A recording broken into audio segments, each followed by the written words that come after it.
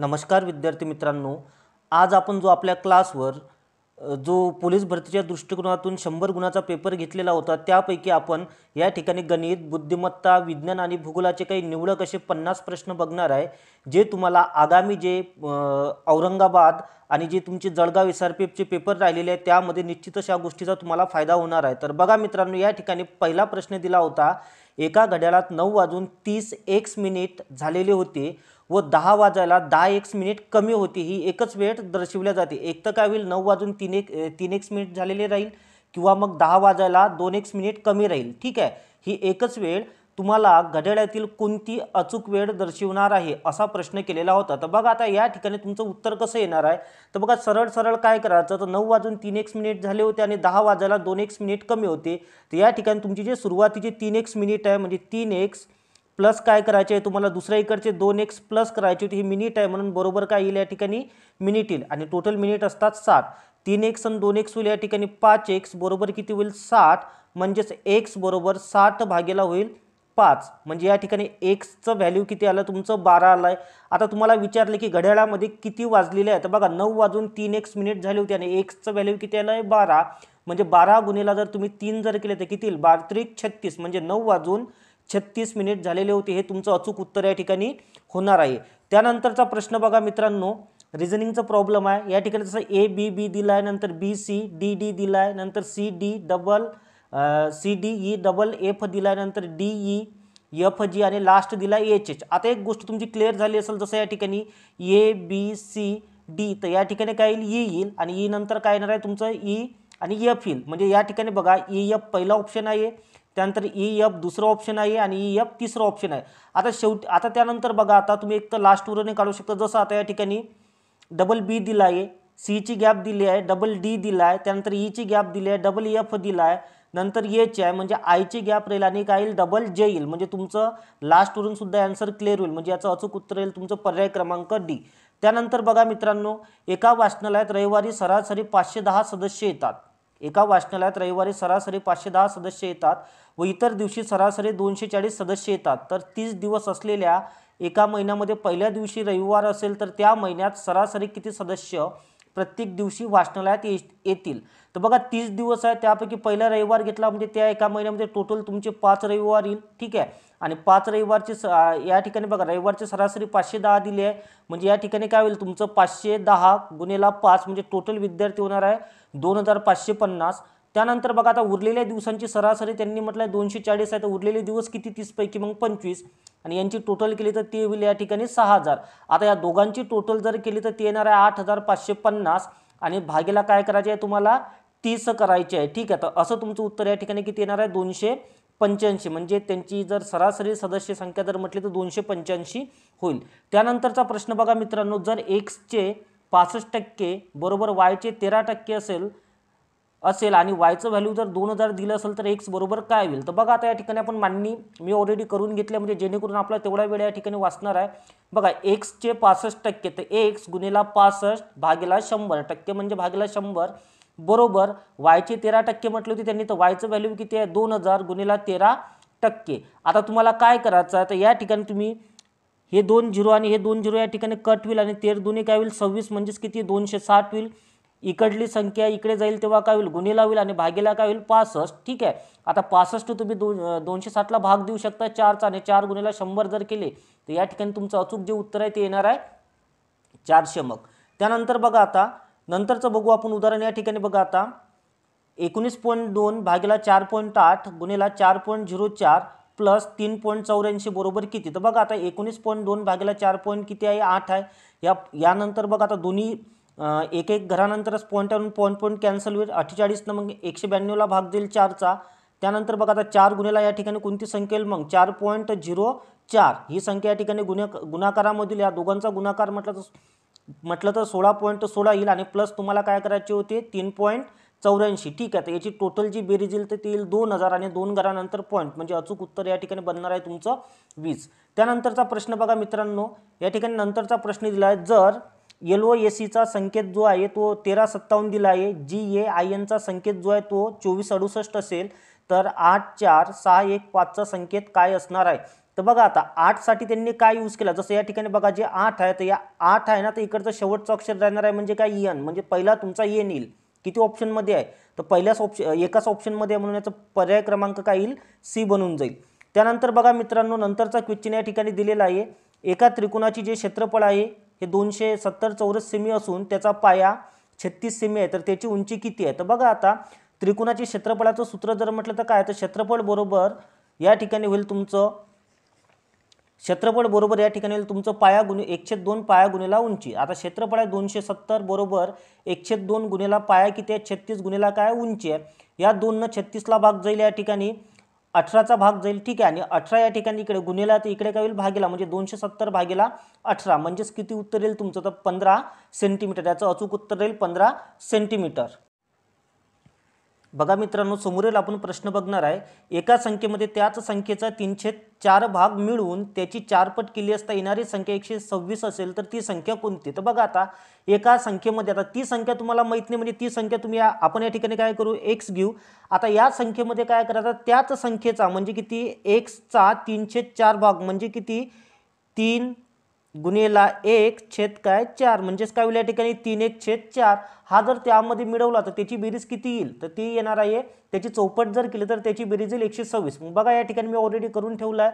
जसं ती संख्या एक्स आहे त्यामध्ये त्याचा जो 3/4 भाग आहे त्या संख्येचा म्हणजे 3/1/4 भाग आपण हा मिळवला आणि गुणिला काय केले 4, तर बरोबर तुमचा आन्सर येणार आहे 126. तर बघा आता काय होईल या ठिकाणी 4 गुणिला एक्स केले तर 4x प्लस 3x असे टोटल किती होईल 7x, छेदामध्ये राहील 4 आणि त्याची चौपट करायची आहे म्हणून गुणिला काय होईल 4, बरोबर काय येणार आहे 126 येईल. आता या ठिकाणी बघा या ठिकाणी 4 हे काय होईल कट होऊन जाईल, म्हणजे या ठिकाणी बॅलन्स आपलं किती आहे तर बॅलन्स राहणार आहे या ठिकाणी 7x बरोबर 126, म्हणजे x बरोबर 126 भागीला काय होईल 7 होईल. ठीक आहे, 7 भाग दिलेला 7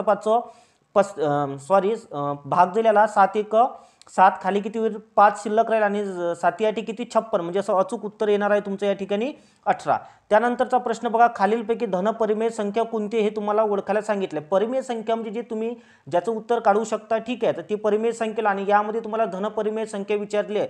तर बघा आता या ठिकाणी धनपरिमेय संख्या कोणती होणार आहे, तर हे तर होणार नाही कारण की हे मायनसमध्ये येईल, ही पण मायनसमध्ये येईल आणि ही तुमची परिमेय संख्या बनणार नाही. म्हणजे या ठिकाणी बघा हे मायनस मायनस साईन जर कट जर केलं तर हे 5/8 ही या ठिकाणी काय होईल धनपरिमेय संख्या होईल. त्यानंतरचा प्रश्न बघा मित्रांनो, 2चा घातांक 3 गुणिला 2चा घातांक 0 आहे आणि ब्रॅकेटमध्ये 4चा घातांक 0 वजा 3चा घातांक 0 दिलाय. तर बघा कोणत्याही संख्येचा घातांक जर 0 जर असेल तर त्याचं व्हॅल्यू किती बनते 1 बनते. याचे व्हॅल्यू काय बनेल 1 बनेल आणि वजा काय बनणार आहे 1 वजा 1 जर केलं तर काय होईल या ठिकाणी 0 होईल. म्हणजे ब्रॅकेटचं तुमचं जे आन्सर आहे ते आला आहे 0. आता बघा 2चा घातांक 3 जर म्हटलं तर 2चा घन किती होणार आहे, तर 2चा घन होईल या ठिकाणी 8 गुणिला 2चा घातांक 0 जर म्हटलं तर किती होईल 1 आणि गुणिला याचे आन्सर किती आलं होतं 0. जर कोणत्याही संख्येला जर तुम्ही 0 न गुणलं तर तुमचे आन्सर किती येणार आहे तर 0 असेल. म्हणून या ठिकाणी पर्याय क्रमांक 3 म्हणजे सी बरोबर होता. त्यानंतर बघा मित्रांनो अतिशय महत्त्वाचं उदाहरण आहे. 288चा घातांक 288 दिलेला आहे आणि या संख्येच्या एकक स्थानी कोणता अंक येईल हे तुम्हाला सांगायचं आहे. तर अशा वेळेस तुम्हाला काय करायचं, जो शेवटचा अंक दिला आहे ना तर त्या अंकाच्या आपण सुरुवातीला घातांक घेऊ. जसं या ठिकाणी बघा 8चा जर पहिला घात घेतला तर 8 येईल म्हणजे एकक स्थानी 8 येईल. 2चा वर्ग जर घेतला तर 64 म्हणजे एकक स्थानी काय येईल या ठिकाणी 4 येईल. 3चा जर घन केला तर 512 म्हणजे एकक स्थानी काय येईल 2 येईल. 8चा जर या ठिकाणी चौथा घात जर केला तर एकक स्थानी काय येईल 6 येईल आणि 5वा घात जर केला तर पुन्हा एकक स्थानी काय येईल 8 येईल. म्हणजे 4 संख्यानंतर ही संख्या काय होत आहे रिपीट होत आहे, म्हणजे या ठिकाणी 4चे ग्रुप पडत आहे. म्हणून तुम्हाला सरळ सरळ जो घातांक दिलेला आहे किती 288 याला तुम्हाला काय करायचं आहे 4 भाग द्यायचा आहे. तर बघा आता या ठिकाणी 4 जर भाग जर दिला तर काय होईल 4 7 28 आणि 4 2 8 म्हणजे या ठिकाणी बॅलन्स तुमचं किती राहील 0. आता या ठिकाणी बाकी 0 आहे म्हणून बघा ग्रुप कुठून आणखी वाढ पडणार होते तर इथून पुन्हा 8 येणार होते. म्हणजे शेवटची संख्या काय झाली या ठिकाणी 6 झाली म्हणून याचं उत्तर किती राहील 6. जर या ठिकाणी जर तुमचे बॅलन्स 2 जर राहिले असते तर तुमचं उत्तर आलं असतं 8चा घातांक 2 म्हणजे शेवटचा अंक काय आला असता तुमचा 4 आला असता. जर बॅलन्स तुमची 3 राहिली असते तर तुमचं उत्तर आलं असतं एकक स्थानी 2. या ठिकाणी 0 आहे म्हणून या ठिकाणी शेवटचा अंक येईल किती 6. व्यवस्थित तुमच्या लक्षात आले असेलच. त्यानंतर बघा आता 7 12 17 व 22 या संख्येतून कोणती संख्या वजा करावी म्हणजे या संख्या प्रमाणात येतील. तर बघा आता 7 मधून जर या ठिकाणी आपण जर 2 जर वजा केलं तर संख्या किती येईल 5. इथून जर 2 कमी केली तर 10, इथून किती येईल 5 आणि इथून किती 20. म्हणजे या ठिकाणी 5 10 15 20 ह्या कशा आहे प्रमाणात आहे. ठीक आहे. त्यानंतरचं उदाहरण बघा मित्रांनो महत्त्वाचं उदाहरण आहे. एक विक्रेता 11 वस्तू 10 रुपयाला खरेदी करतो आणि 10 वस्तू 11 रुपयाला विकतो, तर त्या व्यवहारात त्याला शेकडा नफा किती होणार आहे? तर बघा आता अशा वेळेस तुम्हाला काय करायचं आहे, ज्या वस्तू दिल्या त्या वस्तूचा सुरुवातीला लसावी काढून घ्यायचा आहे. तर बघा या ठिकाणी पहिल्या दिल्या होत्या 11 वस्तू, पहिल्या 11 वस्तू दिल्या होत्या आणि नंतर दिल्या होत्या 10 वस्तू. या दोघांचा लसावी जर म्हटलं तर डायरेक्ट गुणाकार किती येईल? 110 येईल. आता बघा या ठिकाणी आपण पहिल्या ज्या वस्तू आहेत, तर किती वस्तू? तर 11 वस्तू किती रुपयाला खरेदी केल्या? 10 रुपयाला खरेदी केल्या. तर आता लसावी किती होता आपला? 110. तर बघा 11 वस्तू 10 रुपयाला खरेदी केल्या, तर 110 वस्तू किती रुपयाला खरेदी होईल? तर त्या होईल 100 रुपयाला खरेदी. त्यानंतर बघा आता विकताना काय केलं त्याने? तर 10 वस्तू किती रुपयाला विकल्या? 11 रुपयाला विकल्या. तर 110 वस्तू किती रुपयाला विकाल? तर किती रुपयाला विकल्या गेल्या या ठिकाणी? तर त्या विकल्या गेल्या 121 रुपयाला. म्हणजे खरेदी तुम्ही केली होती 100 रुपयाची आणि विकली कितीला? 120 रुपयाला. ठीक, 121 रुपयाला. म्हणजे 100 रुपयावर तुम्हाला किती नफा मिळाला? तर 21 रुपये. तर म्हणून या ठिकाणी तुमचं जे आन्सर येईल ते येणार आहे 21%.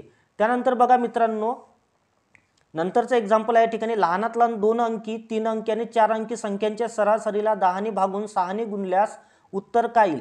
तर बघा आता 2 अंकी जर लहानात लहान संख्या जर म्हटली तर या ठिकाणी काय येईल? 2 अंकी जर म्हटले तर 10 येईल, 3 अंकी जर म्हटली तर 100 येईल आणि 4 अंकी जर म्हटले तर या ठिकाणी किती येईल? 1000 येईल. आता तुम्हाला याची काय करायची आहे? बेरीज करायची. याची बेरीज येईल 1110 आणि 3 संख्या दिल्या तर भागीला काय करायचे आहे? तुम्हाला 3 करायचे, म्हणजे याची टोटल येणार आहे तुमची 370.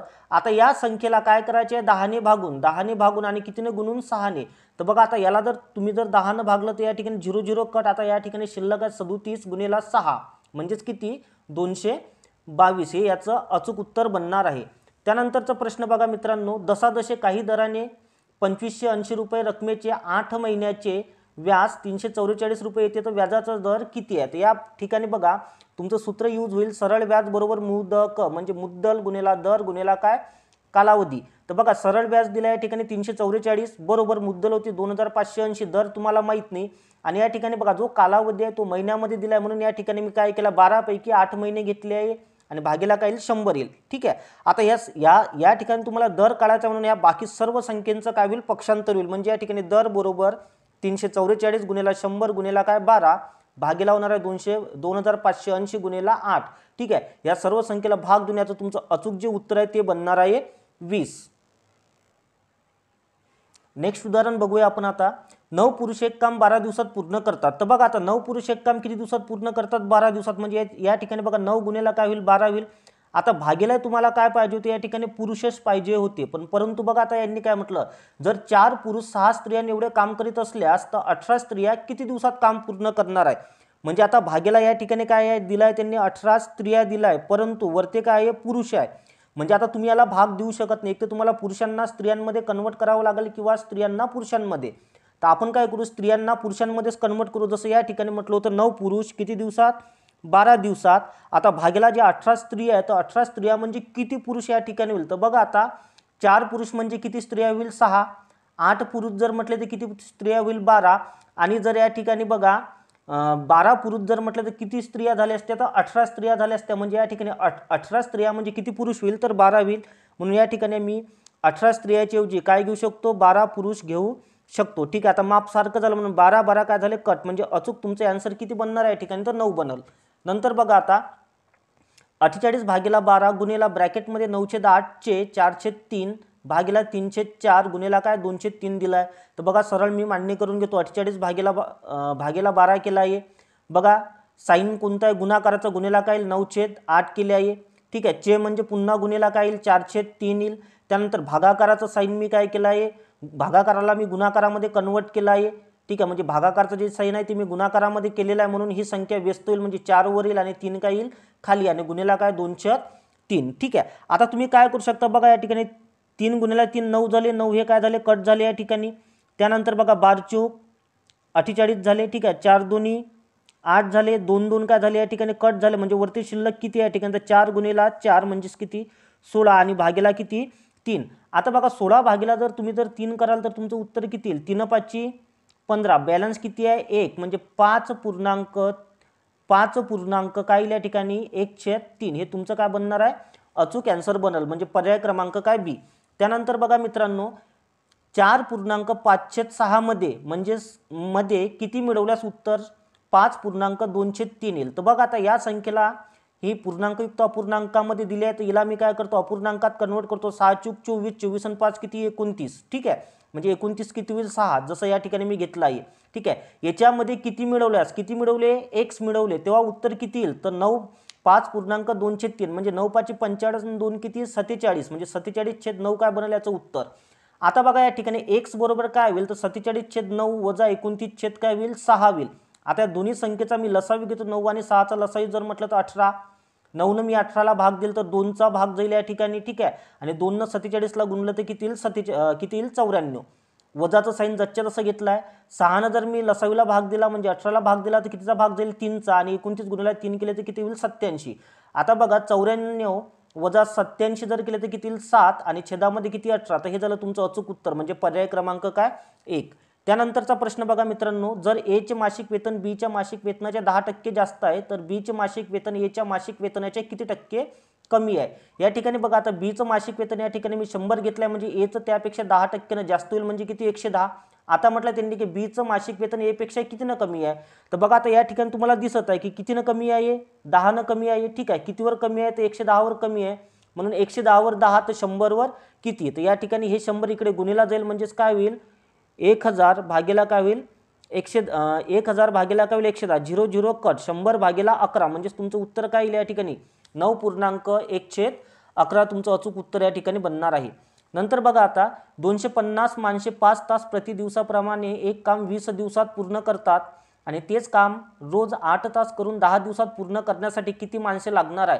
तर हे जे उदाहरण आहे M1 T1 D1च्या फॉर्म्युल्यानुसार सॉल्व्ह होते. तर बघा आता जसं या इकडचे किती माणसं दिले 250 माणसं, कामाची वेळ दिली आहे 5 तासाची. ठीक आहे, आणि किती दिवसात पूर्ण करतात 20 दिवसात. ही झाली एकाकडची पार्टी. आता दुसऱ्याकडची पार्टी बघा आता या ठिकाणी 8 तास ठीक आहे काम करून किती दिवसात पूर्ण करतात तर 10 दिवसात. तर त्यासाठी किती माणसं लागणार आहे म्हणजे गुन्हेला काय बनणार आहे या ठिकाणी M बनणार आहे. तर बघा 0 0 या ठिकाणी काय झाला कट झाला म्हणजे या ठिकाणी 250 गुणिला 5 भागीला काय 8. ठीक आहे, तर याचा जो गुणाकार येईल तर तो बनणार आहे 312.5 म्हणजे या ठिकाणी जे राऊंड फिगर आन्सर तुमचं 313 घेतलेलं आहे. नंतरचं उदाहरण बघा मित्रांनो, 3600 रुपये ABC यांना अशा प्रकारे विभागून देण्यात आले की जसा रेशो दिलाय 5:4 ABचा आणि BCचा दिला 8:9 तर Cचा वाटा या ठिकाणी किती होणार आहे. तर बघा आता ABC हे गुणोत्तरामध्ये घेतलं जसं A आणि Bचं गुणोत्तर आहे 5:4 आणि B आणि Cचं गुणोत्तर म्हटलं तर 8:9. तर बघा आता 9 गुणिले 4 किती 36 C झाला. त्यानंतर 8 गुणिले 4 जर म्हटलं तर 32 B होईल आणि 8×45 जर म्हटलं तर कोण A होईल. ही संख्या मी आणखी कमी करून घेतो जसं याला भाग जाईल. तर बघा आता 4नं भाग दिला तर 10चा भाग गेला 40ला, 32ला 8चा गेला आणि 36ला 9चा गेला. आता बघा यांची टोटल जर आपण जर केली तर टोटल किती होणार आहे तर 8 × 16 आणि 17 आणि 17 आणि 10 किती 27 झाले टोटल. ठीक आहे, म्हणजे बघा आता 27 बरोबर किती होईल या ठिकाणी तर 3600 होईल. तर तुम्हाला वाटा कोणाचा विचारला Cचा आणि Cचा वाटा या ठिकाणी किती आहे 9. तर 9 बरोबर किती म्हणजे तुम्हाला या ठिकाणी काय करायचं आहे तर 3600 गुणिला 9 भागीला करायचे 27. 9 त्रिक 36 आणि 36 9 त्रिक 27 आणि 3 जर तुम्ही 36ला भाग जर दिला तर 12चा भाग दिला आणि त्यावर 2 0 म्हणजे Cचा जो वाटा बनणार आहे ठिकाणी तो बनणार आहे 1200. त्यानंतर बघा आता मित्रांनो आनंदचे वय 12 वर्षापूर्वी किती होते 25 वर्ष होते. 12 वर्षापूर्वी 25 म्हणजे आजचं वय किती 25 प्लस काय होणार आहे तुमचं 12 होईल. ठीक आहे, तर बघा म्हणजे याचं आजचं वय जर 5 2 7 आणि हे 2 आणि 3 किती झालं 37 झालं. तर किती वर्षानंतर त्याचं 63 वय होणार आहे. तर सरळ तुम्हाला काय करायचं आहे 63 वजा काय करायचे आहे 37 करायचं आहे. तर किती वर्षानंतर बनणार आहे तर ते बनणार आहे मग 26 वर्षानंतर. त्यानंतरचं उदाहरण बघा 210 या संख्येचा पाया किती. तर बघा ही त्रिकोणी संख्या दिली आहे हिचा तुम्हाला पाया विचारला आहे आणि कोणत्याही त्रिकोणी संख्येचा जर तुम्हाला पाया विचारला तर त्या संख्येची काय करून घ्यायची दुप्पट. म्हणजे 210ची दुप्पट जर म्हटले तर 420 होईल. याच्या जवळची वर्ग संख्या जर म्हटली तर ते काय होईल 400 होईल. ठीक आहे, 400चं काय घ्यायचं आहे तुम्हाला वर्गमूळ घ्यायचं आहे. वर्गमूळ किती येईल तर 20. तर याचं अचूक जे उत्तर बनणार आहे तर ते होईल 20. नेक्स्ट उदाहरण बघूया. XY व्यस्त चलनात आहे. व्यस्त चलन म्हणजे काय गुणाकार म्हणजे x गुणिला y बरोबर दुसऱ्या इकडचा x गुणिला y. तर बघा आता पहिल्या xचं व्हॅल्यू 6 दिला आहे, दुसऱ्या yचं व्हॅल्यू काय पहिल्या yचं व्हॅल्यू 12 दिला आहे बरोबर. दुसऱ्या xचं व्हॅल्यू किती 9 आहे आणि तुम्हाला yचं व्हॅल्यू विचारला आहे. आता हा जो 9 आहे हा इकडे गुणिला इकडे गेल्यावर काय होईल भागिल्यावर किंवा सरळ सरळ तुम्ही असंही करू शकता 12 सकम 72. मग 9ला कितीनं गुणल्यानंतर 72 येईल तर 8नं गुणल्यानंतर किंवा 9 इकडे भागीला जरी केलं तरी तुमचं yचं व्हॅल्यू किती बनणार आहे तर या ठिकाणी 8 बनून जाईल. म्हणून अचूक उत्तर जाईल 8. आणि समचलनात जर असलं तर काय करायचं 1/8 वाय बरोबर इकडे 1 काय वाय हे होईल समचलनामध्ये. त्यानंतर बघा आता 9706 या संख्येतील 7 या अंकाची दर्शनी किंमत व स्थानिक किंमत यातील फरक किती. आता बघा दर्शनी किंमत म्हणजे जे दिसत आहे तुम्हाला ते, तर 7 या अंक या ठिकाणी आपल्याला 7 दिसत आहे म्हणजे हे झाले तुमची दर्शनी किंमत. आणि स्थानिक किंमत जर म्हटलं तर कितव्या क्रमांकावर आहे, एकक, दशक आणि शतक, म्हणजे स्थानिक किंमत होईल याची 700. तर तुम्हाला दोघांचा काय विचारलाय, फरक विचारलाय, म्हणजे तुम्हाला 700 वजा काय करायचे आहे, 7 करायचे आहे, म्हणजे उत्तर तुमचं काय येईल 693. त्यानंतर बघा आता मुलांच्या रांगेत अजितचा एका टोकाकडून 25वा क्रमांक आहे, म्हणजे या टोकाकडून जर याला जर मोजलं तर 25वा राहील. ठीक आहे. आणि बघा आणि दुसऱ्या टोकाकडून याचा क्रमांक जर म्हटलं तर तो कितवा येईल, तर तो येणार आहे 27वा. दुसऱ्या टोकाकडून 27वा क्रमांक. आता टोटल या ठिकाणी मुलं किती होईल, तर या ठिकाणी किती असणार आहे, 24 राहील. आणि या ठिकाणी जर म्हटलं किती होईल, 26 होईल. म्हणजे तुम्हाला 24 + 26 किती झाले या ठिकाणी, तर बघा आता या ठिकाणी होईल तुमचे 50. आणि सेंटरमधला हा दोघांचा एक क्रमांक राहील, म्हणजे टोटल येईल त्याचा क्रमांक 51वा. म्हणून पर्याय क्रमांक ए बरोबर राहील. नंतर बघा आता ए हा बी आणि सी चा काय आहे, भाऊ आहे. तर बघा आता ए तुम्हाला क्लिअर करून दिला आहे, हा भाऊ आहे म्हणून याला मी प्लस करतो. आणि बघा कोणाचा आहे म्हटलं आहे, तर बी आणि सीचा, म्हणजे बी आणि सी या ठिकाणी मी घेतला आहे. परंतु बी आणि सी कोण आहे या ठिकाणी क्लिअर करून दिलेलं नाही आहे. त्यानंतर बघा डी ही सीची काय आहे, आई आहे. तर बघा आता हा सी झाली, सीची आई कोण झाली, डी. डी फिमेल आहे म्हणून मी या ठिकाणी मायनस करतो, मेल असतं तर मी प्लस केलं असतं. ठीक आहे. डी ही काय झाली, सीची आई झाली. ई ही बीची बहीण आहे. तर बघा आता ई ही कोणाची बहीण झाली, ई ही बीची बहीण झाली. म्हणजे या ठिकाणी आणखी काय येईल, या ठिकाणी एक ई येणार आहे. ठीक आहे. ही झाली बहीण कोणाची, बीची बहीण झाली. त्यानंतर बघा डी व ई मध्ये कोणते नाते आहे, तर डी आणि ई मध्ये तुम्हाला आता कोणते नाते विचारलेले आहे. तर बघा आता सी बी ऑलरेडी काय बहीण भाऊचा आहे, आणखी काय झालं ई पण झाली. म्हणून आता यांच्यामध्ये नातं कोणतं होणार, तर नातं होईल या ठिकाणी बघा आता ई आणि डी यांच्यामध्ये नातं जर म्हटलं तर आई आणि काय राहणार, मुलगीचं, कारण की ई ही ऑलरेडी मुलगी आहे असं त्यांनी क्लिअर करून दिलेलं होतं. नंतर बघा मित्रांनो 10:30 झाले आहे, तेव्हा तास काटा आणि मिनिट काटा यांच्यात कितीचा कोन होईल असं तुम्हाला विचारलं आहे. तर बघा आता यासाठी सरळ सूत्र तुम्हाला यूज करायचं, 11/2 गुणिले मिनिट वजा 30 गुणिले काय तास. तर बघा आता 11/2 गुणिले मिनिट किती आहे, 35.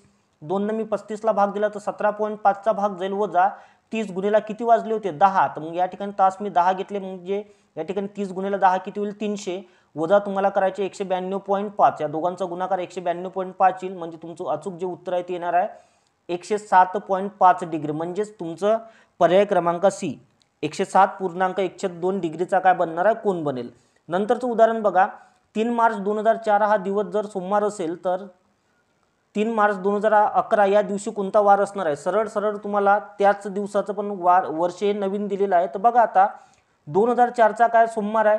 ठीक आहे. आता बघा 2005चा वार कोणता येईल, तर तो येणार आहे मंगळवार. का मंगळवार येईल, 2004 हे लीप वर्ष असून सुद्धा, कारण की यामध्ये फरवरी महिना ऑलरेडी निघून गेला आहे. 3 मार्चची आपण गोष्ट करत आहे. तर बघा आता इथं काय येईल, मंगळवार येईल. त्यानंतर इथं येईल तुमचा बुधवार. ठीक आहे. 7 मध्ये काय येईल, गुरुवार. पण तो 8 हे लीप वर्ष आहे म्हणून काय येईल या ठिकाणी, इथं काय आलं होतं तुमचं गुरुवार. त्यानंतर शुक्रवार कट, इथं येईल शनिवार. त्यानंतर रविवार, नंतर सोमवार आणि 11चा काय बनणार आहे तुमचा मंगळवार. म्हणजे अचूक उत्तर बनल तुमचं मंगळवार. त्यानंतर बघा मित्रांनो एक डाईस दिला आहे आणि तो डाईस ओपन आहे. तुम्हाला यामध्ये कोणता यापासून डाईस तयार होणार नाही ते सांगायचं आहे. जसं या ठिकाणी बघा आता 3च्या अपोजिट जर म्हटलं तर या ठिकाणी 1 होईल, 2च्या अपोजिट जर म्हटलं तर 4 होईल आणि 6च्या अपोजिट काय होईल, 5 होईल. आणि असंच तुम्हाला काय करायचं या ठिकाणी कट करायचं आहे. तर बघा जसं आता काय म्हटलं, कोणता डाईस तयार होणार नाही. तर बघा आता या ठिकाणी 2च्या विरुद्ध 1 आहे का या ठिकाणी, तर बघा 2च्या विरुद्ध 1 दिला नाही, तो त्याच्या काय समोर दिलेला आहे, तर बरोबर समोर आहे. त्यानंतर बघा 5च्या अपोजिट 2 आहे का, आता 5च्या अपोजिट कोण आहे या ठिकाणी 6 आहे, म्हणजे पहिली डायग्राम तुमची बरोबर राहील. त्यानंतर बघा 6च्या समोर कोण दिला, 1 दिला आहे. ठीक आहे. तर बघा आता 6च्या अपोजिट जर म्हटलं तर 5, 6च्या अपोजिट कोण आहे 5, इथं समोरासमोर दिलेला आहे म्हणून हीच डायग्राम तुमची कट होईल. म्हणून या ठिकाणी जो ऑप्शन जे आहे तर बी हे काय आहे, चुकीचं आहे. यानंतर बघा मित्रांनो आपण काही विज्ञानाचे प्रश्न बघणार आहे. जो आतापर्यंतचा टॉपिक होता तो गणित आणि बुद्धिमत्तेचा होता. ठीक आहे. तर बघा आता कोणता विषाणू तोंडाद्वारे प्रवेश करून चेतासंस्थेवर परिणाम करतो. तर आता बघा विषाणू म्हटल्याबरोबर तुम्हाला लगेच कोविड-19 वर जायचं नाही, कारण की कोविड-19 ह्या लंग्सवर परिणाम करतो. तर तुम्हाला विचारला चेतासंस्थेवर, तर चेतासंस्थेवर परिणाम करणारा विषाणू जर म्हटलं तर पोलिओ, म्हणून याचा अचूक पर्याय क्रमांक काय राहील, सी राहील.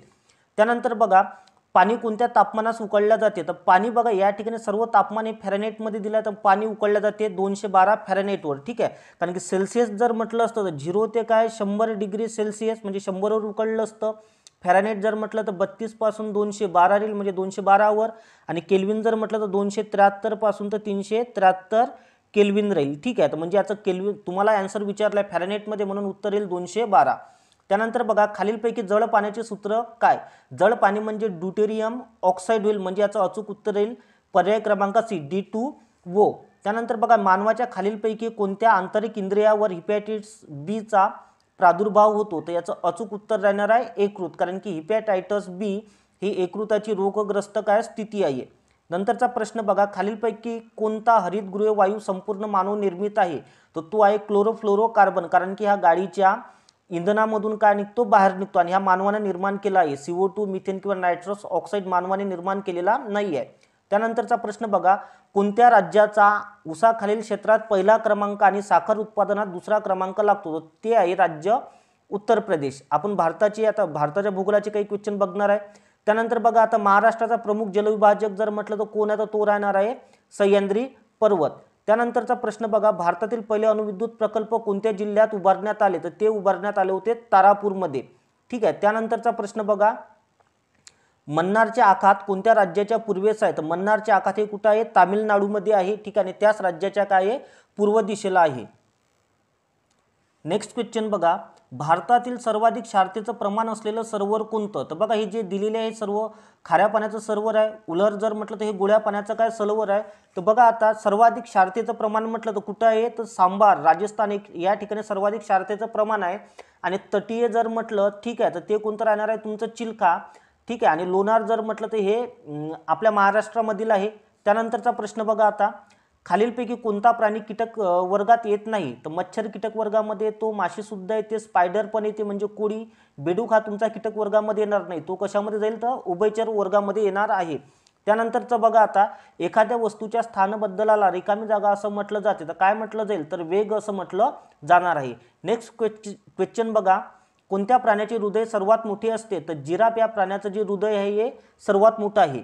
नंतर बघा किर्लोस सारितीचा शोध कोणी लावला होता, तर किर्लोस सारितीचा जो शोध आहे तो हेनरी बेक्वेरेल यांनी लावलेला होता. डार्विन यांनी जर म्हटलं तर उत्क्रांतीवादचा दिवा किंवा ग्रामोफोन जर म्हटलं तर एडिसन, ठीक आहे. आणि मेंडेलनं जर म्हटलं तर हा शोध लावला होता अनुवांशिकतेचा. त्यानंतर बघा आता या रिकामी जागा या नदीला दक्षिण गंगा व रुद्ध गंगा म्हणून ओळखलं जाते. तर बघा केअरफुली या प्रश्नाकडे लक्ष द्यायचं आहे.